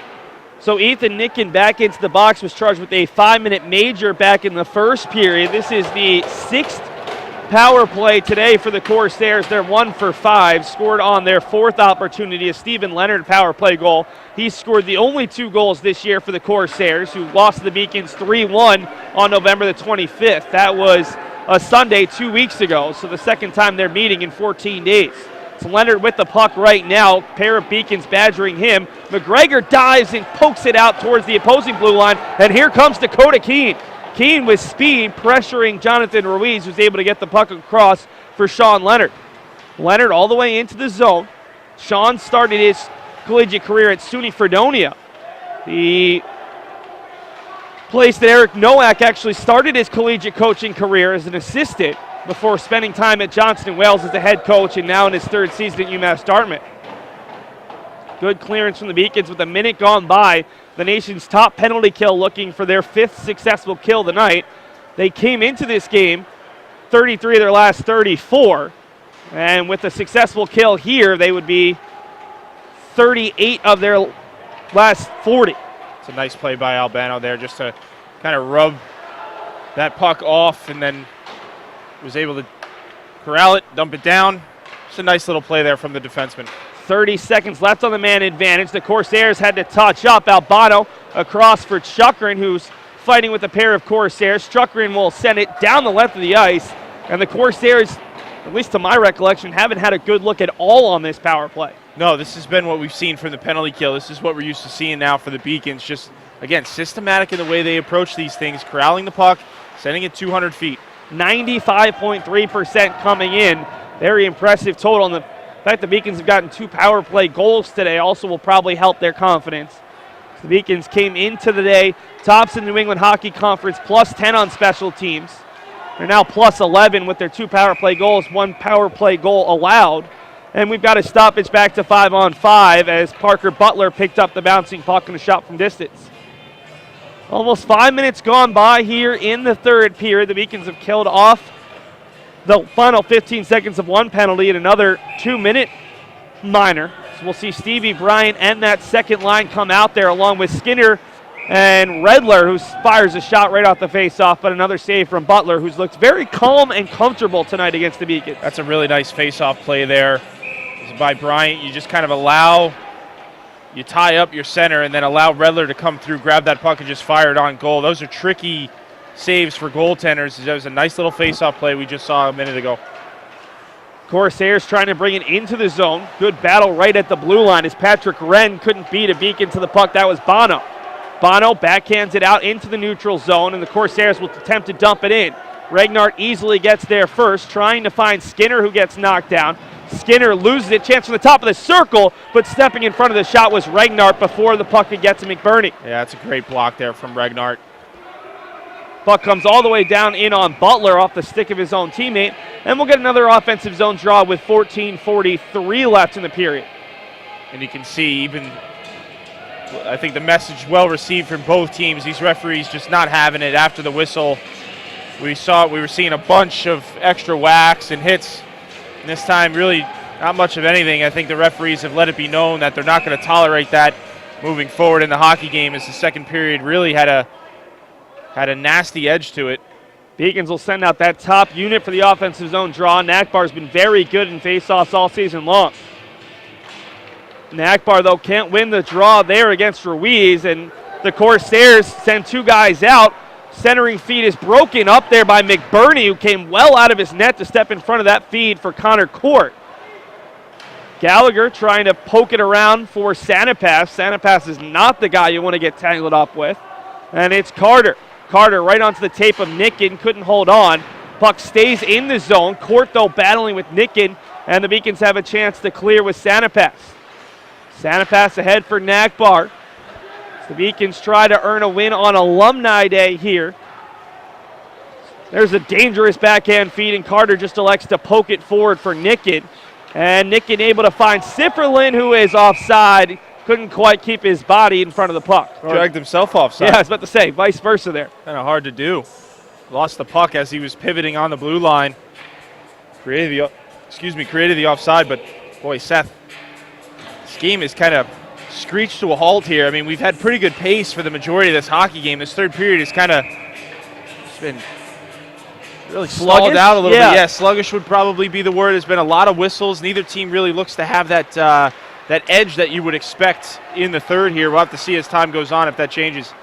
And the Beacons played last night. The Corsairs have been off since Wednesday, so you maybe a little bit tired legs from just playing all these games first semester without a true break, but you wouldn't expect the Corsairs to really be tired at this point. So there's D. Felice able to send it to the near side for Sean Leonard, who whistles it wide, looking for a teammate off the far side, and there's a shot that's tipped up into the netting off the hard look from Mason Nichols. And now a little bit more extracurriculars as Daniel Nachbaur jaws with the Corsair along the far boards. Yeah, and a good play from Sifferlin there. He was the one who was able to get his stick in the shooting lane, deflect that puck up high. But yet again, just another whistle here, and seems to be laboring on a little bit. We haven't gone more than a minute in the last 4 or 5 minutes without a whistle, whereas that major penalty back in the first period, I think we went a solid 3:30. So we're going to get a penalty after the whistle. It's not Stephen Leonard, it's his twin brother, Sean Leonard, out of Rockaway Park, New York, who's whistled for his first penalty of the game. Yeah, and again, we've talked about this. I just don't think the referees are going to stand for it anymore. I think they're they've had enough with the way this game has gone physically and have elected to really be strict in their enforcement of these, especially after the whistle type of plays. And see here, Dartmouth with a little bit of a late change. Well, I think the Corsairs thought they were playing 5-on-5. Shot from Albano is tipped up into the netting. Still trying to. So it's a roughing penalty on Sean Leonard. Probably a little bit of pushing and shoving after the whistle that got Leonard that time. Minute 53 to go on the man advantage. The Beacons are 2 for 8 today after going 1 for their last 18 over their last 6 games. So good news for the Beacons, maybe waking up a little bit on the power play. Goals from Nachbaur and Peters. Pass in front, Redler looking for Santa Pass. Corsair got in the way of that. That was Nicholas Short. The Beacons were able to keep it alive, but feed comes all the way around the boards, and Albano's forced to engage in a little bit of foot race there with Cameron Mack, who's been pretty good on the PK today for the Corsairs. Chance for a 3-on-2 if they harry. Pass a bit too long for Peters. Peters is going to have to rush down. Now Santa Pass loses an edge, and the Corsairs have an easy chance to clear. Corsairs looking for a little bit more, though, as Patrick Wren skating with it, and he runs right into Albano. Santa Pass with numbers to his right. Garrison still handling it, sends it in, tried to get his own rebound, and the clearance will come off the stick of Regnart and all the way back into the Beacons' end with a minute to go. And this is kind of what we saw early in the second period for UMass Boston's power play. This isn't good enough. Yeah, it's just not good enough on the power play. I mean, you've got to be able to not only just get in the zone, but I mean, they're struggling with that now even. Before it was they were getting in the zone and not really generating enough in terms of scoring opportunities. Now it's, boy, the breakout is starting to suffer. We'll see here as now they've entered the zone, they start to possess. Well, the second unit has just been so much more consistent than the first today for UMass Boston. And the first unit and second unit have both scored, but the second unit's had the better chances. Down to 20 seconds after the Beacons cleared the puck out of the zone themselves there, and now forcing the turnover. Good defensive work from Connor Court, but he gives it right back to the Beacons. Redler with 13 left on the man advantage, and he was looking for a teammate, a breakaway the other way for Ruiz. The All-American against McBurney, and another glove save from McBurney up into the netting. That was huge as the Corsairs look for their fourth shorthanded goal of the season. That's just completely unacceptable by the Beacons there. It's just a terrible turnover there. It could have easily been a 2-on-0, and just another example of McBurney bailing out his team. I mean, he really has been the difference. This team has done a great job in scoring goals this year. But I think it's without question the MVP so far is Bailey McBurney. That's a fantastic, timely save for his team to keep it a 3-1 hockey game and not give up a shorthanded goal right there. That's a big stop, folks. Well, the Beacons are back to 5-on-5 hockey, which is probably a good thing right now for UMass Boston because they've been much better 5-on-5 than they've looked at points 5-on-4. There's a nice job getting up to keep that puck in the zone by McGregor. Pass in front. And Caruso tips it up into the netting as he was right on the doorstep in front of Parker Butler. And it's cause for concern, I think. If you're the coaching staff, you're coming off a game. You lost last night against Curry College, a game you should have won. Now here you are at home, alumni weekend, playing against your rival UMass Dartmouth. I think you would expect a little bit more. Now, it's still a 3-1 hockey game. This team is not failing, I would say, tonight, but it just hasn't had that same look that we were used to, playing against teams like Norwich. Another breakaway opportunity here. Design play coming in as Leonard, and poking it away was McBurney at the last possible second. Otherwise, Stephen Leonard was going to have a chance in tight on McBurney off the defensive zone draw win. That was big for the Corsairs. It's not out of the question yet as Pelton makes the save. And really, Matt, I mean, UMass Boston has next week off from games, but they are allowed to practice up until winter break officially starts when you have those exams. I think they're going to spend a lot of time on the man advantage next week because this man advantage hasn't looked good for a couple of weeks. Well, right now, I think Coach Blau just trying to find a line that's going to give him and his team a little bit of a spark here. I mean, it really has been all UMass Dartmouth. Even on the Beacons power play, it seems that's a good save by McBurney. Geez, that one had a chance to go in. But it really has been all UMass Dartmouth here in this third period. Santa Pass with 4 players around him, still able to keep control in front for Nickett, and a point-blank save from Parker Butler. So the Corsairs get a good look, and then the Beacons retaliate as Albano just flips it in, and Butler will hold on with 10:28 to go. And right now, UMass Boston's just thinking about hanging on for this win number 11 and getting out of here. They've had 2 really close games with the Corsairs this season. Well, yeah, but still 10 minutes, 10:28 to play. I mean, it's not this game is not over. I mean, especially if UMass Dartmouth gets the next one, you're gonna have an interesting scenario on your hands in terms of momentum. Corsairs trying that same exact play. They win the draw, and then they send two skaters down the ice looking for that long outlet pass, trying to beat the Beacons, who only have one defenseman back. Kind of a similar play here. Court in a foot race with Chukrin. They wave off the icing, but Chukrin holds off Court and gets the puck first. Bouncing puck, stays in the zone, but now Nicken able to find Nachbaur. Sounded pass to the left, 2-on-1 chance. Nachbaur looking for the hat trick. Puck's loose. Butler makes the save, and then Nicken puts it wide. The Beacons were celebrating because they couldn't find the puck, and it goes just wide after a great opportunity from this top line. Boy, oh boy, it looked as if Nachbaur was going to have a chance to bury that, Seth, and it was pretty evident. It looked like the puck was bouncing towards the goal. I think that's why we were seeing the Beacons celebrate, but somehow that puck was cleared before it crossed the line, and it looked for sure like Nachbaur had a golden opportunity to get that hat trick, just didn't have quite enough to get it over the goal line. Great opportunity. This top line's probably going to see some double shifts here in the last 10 minutes. They've been very good offensively and also been one of the better defensive lines. Great pass from Skinner, finds Redler. Redler trying to leave it across just behind Stevie Bryant there. Maybe a bit too unselfish from the Beacons' leading goal scorer. Coming the other way, Brian Carter takes a stick to the head. That's going to draw a penalty against the Corsairs. UMass Boston's going to be back on the power play for a 10th time, and we've only played 51 minutes of hockey. Yeah, it's a high stick. I think no question about that. And I was going to say the next whistle, it's pretty evident what UMass Dartmouth's doing here. Just trying to send the puck out as fast as they can. They're really not passing it to anyone. They're just putting it into an area where their forwards might be able to get it. And because of that, they're really just focusing all on offense. You've seen a couple odd man rushes here that haven't resulted in a goal, but I think they're really just kind of throwing all the chips on the table at this point. They have to, down 2 halfway through the third period. But a Beacons power play, as you mentioned, their 10th time today. Would love to see them try and get a couple better scoring opportunities than they had last time, if they had any. Eric Bolden is the guilty party. He'll head to the box with 9:02 left. Shot from Ragnar, rebounds loose. The Beacons had a chance at it. Now a Beacon goes down on top of the goalie, but it looks like that Beacon is also a little bit banged up. That was Roviak in front, who took a beating, and Roviak had the chance off the rebound as UMass Boston's second unit continues to be a lot more goal dangerous. Yeah, well, and that one very close to going in as well. Roviak trying to dance through a lot of traffic. That looked offside to me, but no call coming despite the anger of some of the Corsairs bench and fans. Puck is sent down the length of the ice with a minute 15 to go on the man advantage, 8:15 to play in regulation. Ragnar ahead for Skinner. Skinner has Peters to his right, already with one power play goal. Skinner trying to go all the way through. Backhand shot, and Tyler Sifferlin nearly scored a very nifty goal there as he came up with the loose puck. Sean Leonard battling back and forth with Sifferlin. Sifferlin able to push him off the puck with 47 left on the man advantage. Nachbaur dangerously playing with the puck in his own zone. He'll leave it off for Albano. Beacons will get 3 new skaters out there. Albano sends it just wide the net, looking for that far post.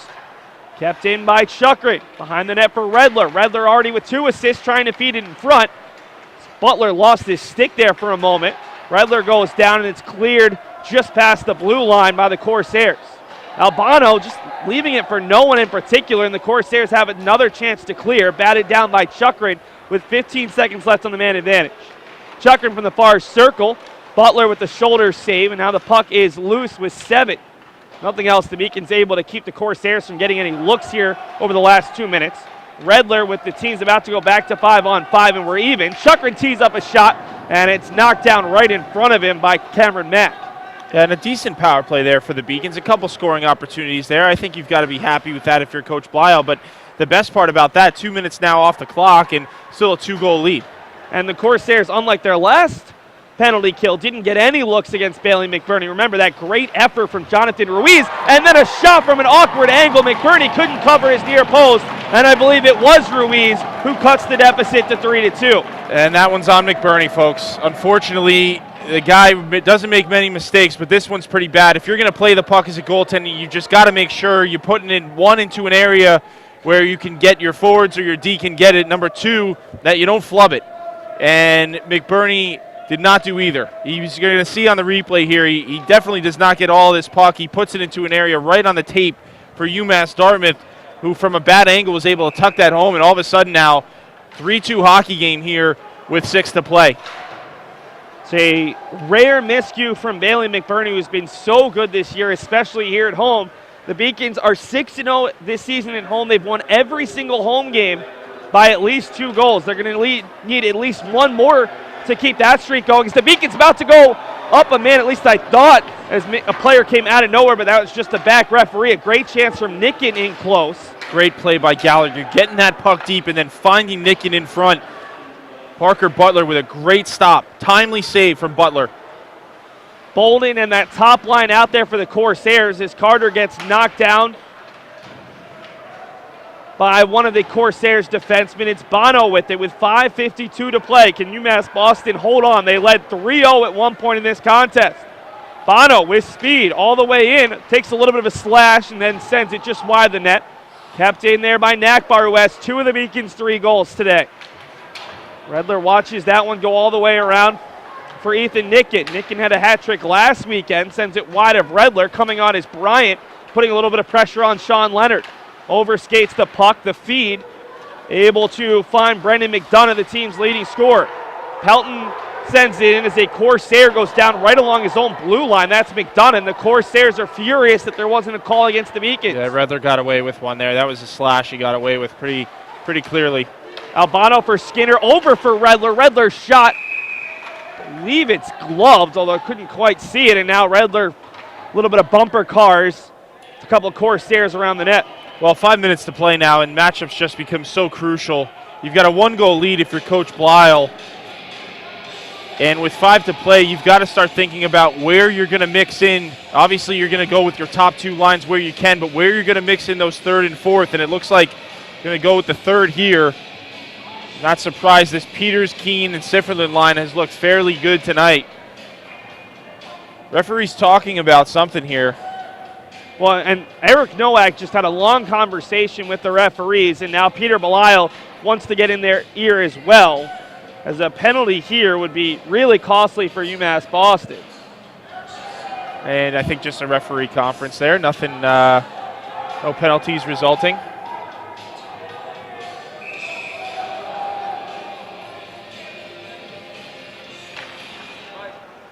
Beacons get a quick look off the faceoff. And another save for Parker Butler. We've talked about them a lot. Let's officially introduce them. Our referees for today's game, Michael and David St. Lawrence, the Rare family crew, Christopher Hunter and JT Sabin, the linesman, as that one gets past Chukrin, and a chance for the Corsairs here. 2 players ahead of the pack. Behind the net, that's Cord who gets knocked down. Keene leaves it off for Albano, who will float it out of the zone, looking for Sifferlin, and just a bit out of his reach. Beacons in the zone. Sifferlin has his shot knocked away. Peters was trying to leave it for Keene, and Chukrin once again can't keep it in. It's Kapasi. Kai Kapasi, the sophomore out of Fort Lauderdale, Florida, can't control, and Chukrin with it with 4:30 to go. Gabe has played exclusively as a defenseman here in the 3rd period. Sifferlin slows, leaves it for Peters, who right now would have the game-winning goal in this contest. 4:19 to go, plenty of time left for this Corsairs team, who scored power play goal late in the 3rd and then added a goal about 2 to 3 minutes ago to cut the deficit. The Beacons nearly a bad turnover, and Bolden got a stick on it, but McBurney able to tap it away. Caruso with speed, 2v2, has Roviak behind him. Caruso taken down, and it's not going to be enough for an interference call. It's pretty evident UMass Dartmouth going full tilt towards offense. Don't be surprised if you see some odd man rushes, not only on their end, but down the other end when the Beacons can create some turnovers in their own zone. Puck bouncing around, the Beacons come up with it. It's McGregor with Roviak to his right. McGregor waits, sends it towards the net, but behind Roviak, and now the Corsairs have a chance to clear. They will, but just barely past the blue line before Gallagher gets a stick on it. 3:28 to go as McBurney makes the glove save, and they'll settle it down for Carter as the Corsairs were in the midst of a full-scale line change. Gallagher just easily puts it off the boards, not trying to do too much with it. Pelton picks it up. Pelton over for Stephen Leonard, who scored the first one of the day. Down to 3:10 to go. No movement from Parker Butler, although there's still an eternity left in this game. Up top, good chance for Nichols, but has his shot deflected off the leg there of Sanapass. That's a huge block there. Sanapass getting in the shooting lane. That's a player that can score from that distance. Sanapass taking away any angle he had towards the net. Albano for Chukrin, just trying to float in the vicinity of Nicken, who got a stick on it. The Beacons are onside there, just barely. Nicken trying to find Nachbaur. Nachbaur can't keep it in, but Chukrin handles it just shy of the red line. He'll dump it down in as the Beacons will get a change for Sanapass. The other two forwards will stay on with 2:35 to go. Can the Beacons keep the Corsairs pinned in? Not this time. Stephen Leonard will bring it in. Still no movement from Butler, but we've got an offside on the Corsairs with 2:27 to go. Be curious to see if the Corsairs decide to take a timeout here. I think you'd like to take it in the offensive zone, not necessarily in the neutral zone. Let's see. It looks like they're going to take it. And it's unfortunate, but there's just with 2:27 left on the clock, there's just no guarantee that you're going to get another opportunity to take it. So you've got to take what you're given there. And again, you'd like to have that be in that face-off be in the offensive zone. Instead, it's in the neutral zone, which kind of changes the way you're going to be setting up this play call. So with that, you don't need to pull the goalie with 2:27 to go. I mean, having the extra skater is great, but in this instance, if the Beacons win that face-off, it's a lot easier to get that empty net goal. Do you pull the goalie at this point, or do you wait to get into the zone? I wouldn't. I know some coaching staffs who would. If you really trust your center to win the draw, you can take him. I wouldn't. I think you got your goaltender about halfway. On a win, he's coming. On a loss, he's staying. But it is situational. Different coaching staffs have different types of theories in these types of plays. Again, it goes back to where this faceoff is. If it's in zone, I think it's a no-brainer. You take the goaltender. But being that it's in the neutral zone, I think you got to keep the goaltender in the net. Yesterday, it was UMass Boston calling their timeout with 1:58 to go. Nachbaur was in the faceoff dot in the offensive zone. He got kicked out. Beacons lost the faceoff. Of course, the Colonels came down and easily scored an empty net goal shortly afterwards. So just a thought piece from yesterday. Obviously, the offensive zone, I agree. You take it, especially with already an extra 30 seconds gone in that game. 2:27 to go. You figure you're going to get the puck established in the offensive zone at some point. You don't know if you're going to get an offensive zone draw. They're going to send out Brendan McDonough, the second-line left winger in the zone against Nachbaur, wins it back, and they'll send it in at Sean Leonard. No movement from Butler, who's still just inches out of his crease, and now will head back into the crease with 2:20 to go. Sanapass tips it out not much further, and coming forward, evading his own teammate was Nachbaur, as Sanapass nearly gave him a nice little hip check with 2:09 to play. Corsairs need to get it out of their own zone. Leonard tied up with Nachbaur centering feed for Sanapass, who got hit there. Little bit of a slash that's not called with 2 minutes to go. Chukrin will just send it out of the zone. Dumped right back in. Good chance. And the shot whistled wide off the good effort from Cameron Mack. That didn't miss by much. And this puck's going to be an icing.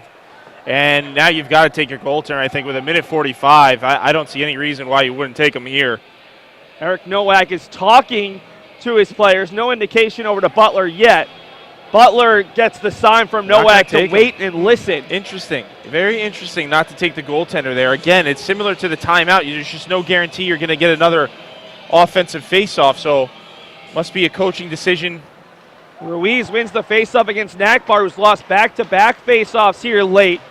Battling behind the net, it's Albano winning the battle with Connor Court. Puck is loose. Sanapass trying to leave it off for Nachbaur. It's kept in by Bolden. Bolden from the top of the circle. Shot knocked down. Chukrin diving after it. Finds Sanapass. Butler still in there. 2v1. Nicken to the right. Sanapass to the left. Sanapass shot. Rebound loose. Put in by Nicken. The Beacons with the big insurance goal. And the lead is back to 2 with 1:21 to play. Yeah, just a great play from Sanapass down the one end. He was able to corral that puck, get it out of the zone, and create the 2-on-1, and I love the play. Just fired on net. He didn't really have a good passing option there, folks. Just fired onto the net, tried to create a rebound. Sure enough, he did, and a nice play from Nitkin, who took a hit in front of the net. It looked like he got his shoulder pinched pretty good there, but was able to tuck it upstairs and give his team another 2-goal lead in this hockey game with 1:21 to play. Ethan Nitkin didn't play the first 5 games of the season, and there were a lot of freshmen who were making a lot of headlines. Heading into break, Ethan Nitkin might be the most highly thought of Beacons freshman right now, at least here on the Beacons Broadcast Network, after another big goal. He scored 4 of them last week, picks up his 5th goal in the last 4 games and 6th overall. Gallagher tees up a shot, rebound loose, and Butler able to cover it up. What Nitkin's been able to do has been great, but what that top line has been able to show in terms of chemistry, I think the Beacons have at least one line locked up for the rest of the season. They've been fantastic and by far the most consistent line for this Beacons team. And we're going to get a penalty here, Seth, a pretty nasty cross-check. And it's going to be Mason Nichols taking out his frustration. It looked like he gave Keene a pretty good shot to the shoulder there. He'll sit for the rest of the hockey game, and there's a T. He's getting 10. Well, we only have a minute and 1 second to go. And we'll see ya. That'll be his night. He can get to the showers a little bit earlier. Nichols came into the day with the most penalty minutes on the team with 27 and has a chance to end it like that as he will head back to the locker room. Senior out of Oviedo, Florida.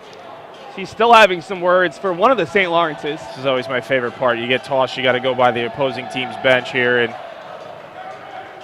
you see him there having some words for some of the Beacons. I don't think Evan Helt is going to back down from that challenge. Always interesting as he goes towards the locker room. Keene right off the face-off, whistles one wide. Dakota King gets a rare chance on the power play. Beacons 2 for 10. They'll get one last chance here with under a minute to play as Gallagher takes a player to the ice. And then the shot wide from Ruiz. No call coming despite the fact that Gallagher not only took the player but also the glove of Kai Kapasi to the ice. Keene avoids the hit and tries to lay one of his own there on David Scarbeck. Down to 30 seconds to go. The Beacons' lead is 4-2 thanks to the insurance goal by Ethan Nicken off the Garrison Sanipass rebound. Shot whistled just wide, coming hard into the zone to keep that puck alive is Blake Harlow. Corsair gets upended behind the net. Here comes Bono. The net is open. The Beacons right now skating 5v5 with the Corsairs pulling the goalie with 7 seconds left. Gallagher behind the net just trying to kill off the clock, not even thinking about an empty net goal, and that will do it. UMass Boston improves to 7-0 on the season at home.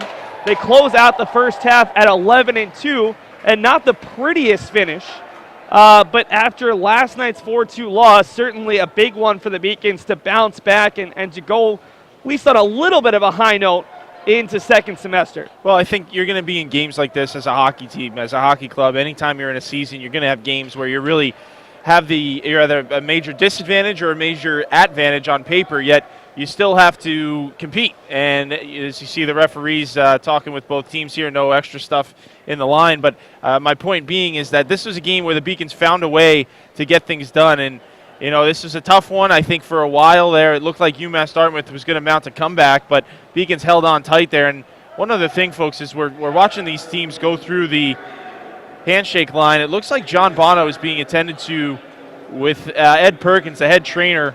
I'm not quite sure what it was. It looks like perhaps a shoulder, but not quite sure. So we'll have to take a look. We'll monitor that as this game is now over. We'll have to monitor that into next week. But overall, a solid win here for UMass Boston. Fortunately, the Beacons don't have another game until the 4th of January, so hopefully John just needs a little bit of rest and relaxation. But certainly that would be a bit of a loss as Bono's played really well.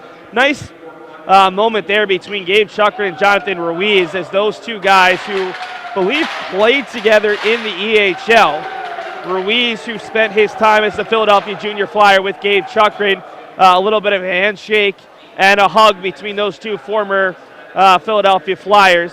So we are going to take a commercial break. We're going to have to sign off Matt Meisenbacher for the final time here in 2018. I'm sure see you very early in 2019, but Matt's got some alumni functions to handle, and I'm pretty sure I'm capable of getting the post-game done without him. The Beacons men will be at the Bruins game tonight against the Maple Leafs. Stop on by, come say hello.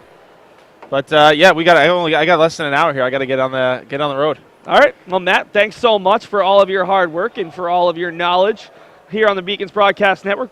Wish you happy holidays, and we'll see you in 2019. We're going to take a commercial break, and we'll be back with our post-game show here on the BBN.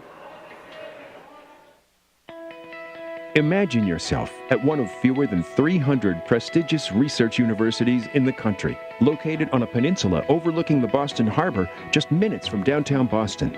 Imagine what it would be like to be a student here. I imagine myself succeeding in the business world. I imagine taking advantage of all the clinical opportunities in Boston. want to go into the police force for a little bit and ultimately end up either working for the Department of Homeland Security or the Department of ICE. I imagine studying biology, working hand in hand with the professor. There are many reasons students are attracted to UMass Boston. Just imagine the opportunity to participate in research, live and learn in Boston, and to experience true diversity. Our researchers have expanded the research enterprise admirably over the last decade. They have engaged in important environmental stewardship. They are at the frontiers of the life sciences and public health. Being in Boston is a huge advantage, not just to someone like me who's a researcher, but actually to our students. I started working for Dr. McCoska since my sophomore year, my ending sophomore year, and now I'm going to my senior year, so it's been a very nice journey. School for Environment is becoming really one of the premier, or if not the premier, coastal environmental sciences programs in the country. The natural laboratory is 5 minutes away for us. The undergraduates and the graduate students can jump on the T or walk out the door or drive 5 minutes and grab sediment samples and vegetation and talk to watershed associations. It's really a wonderful opportunity for our students here with this location. UMass Boston shares the peninsula with the Edward M. Kennedy Institute for the United States Senate and the John F. Kennedy Library and Museum. Just imagine an internship with one of these organizations or a Fortune 500 company. There's no location like UMass Boston. It's so close to the Innovation District, the 4-Point Channel. You can just hop on the Red Line and get there. I like the fact that Boston is near the water. I was a legislative intern for Senator Elizabeth Warren in Washington, D.C. And I was there, in the Senate. It made me feel good about myself. It made me feel like I could do so much more. There's so much more out there and ahead of me. After my internship at Ernst & Young this past summer, I was offered a full-time position to join their risk advisory practice where I'll be doing part-time security consulting and part-time risk advisory consulting. And I never would have had this opportunity had it not been for UMass Boston. Imagine what it will be like to interact with students from 150 countries. You meet people from everywhere. That's the best thing about the school. Here there is a lot of international students, so it's really cool to meet people from different countries, different parts of the world. We also have students here at UMass Boston who come to us from Texas, from Alabama, from Georgia, from California. And I often ask them, what brings you here? And it's always Boston. And then when they come here, they realize UMass Boston. I decided to come to UMass Boston from the West Coast because, look at it. We've got the ocean, it's beautiful. I'm getting a really great education at great value. I couldn't be happier to be here. This is what the world looks like. It's here at UMass Boston. And now, imagine doing all of this at a campus that is buzzing with more than 100 clubs and organizations, 18 NCAA athletic teams, and concerts and films galore. Whether you're interested in studying abroad or doing service work over alternative spring break, we have something for everyone. What's going on, UMass? Starting my first semester here, I was assistant coordinator of Casa Latina. Second semester, I was promoted to coordinate my own center, the Student Wellness Center. Being on the track and field team here is the greatest decisions I've made besides coming to UMass Boston.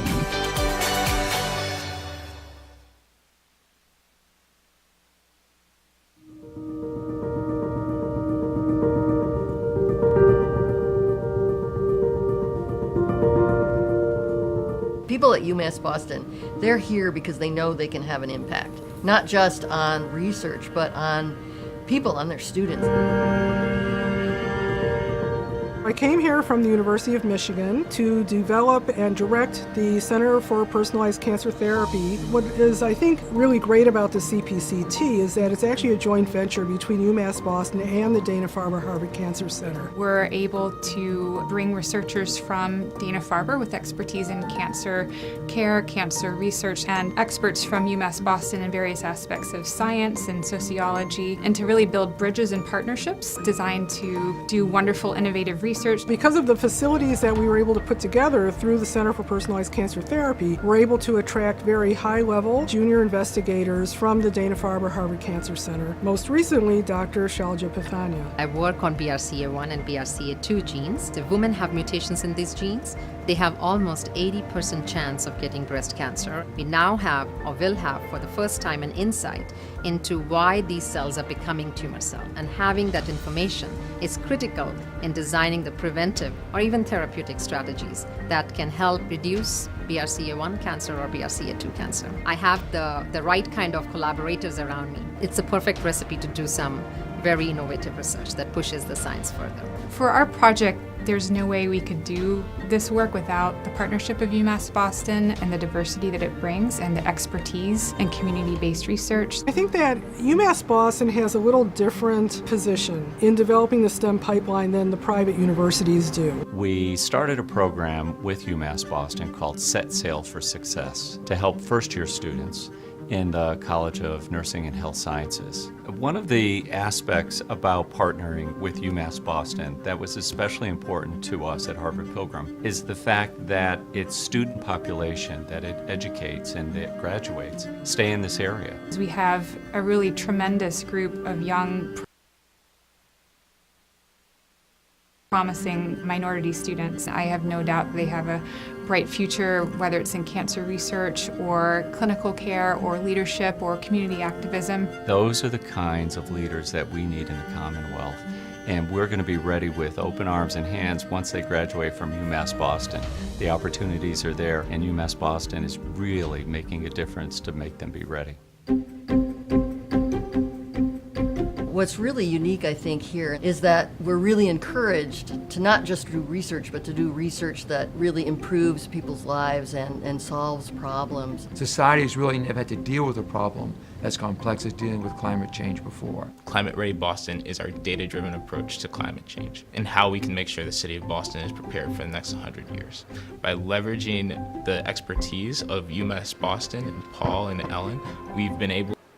And welcome back to the Beacons Broadcast Network. Seth Dorensky going solo here for our post-game show as we just lost our graphics once again. So I'm just going to read them off to you, and we'll do a bit of a shortened post-game. The Beacons end up outshooting the Corsairs 35-33 for the game, outshooting UMass Dartmouth 14-5 in the third. Bailey McBurney and Parker Butler with 31 saves apiece.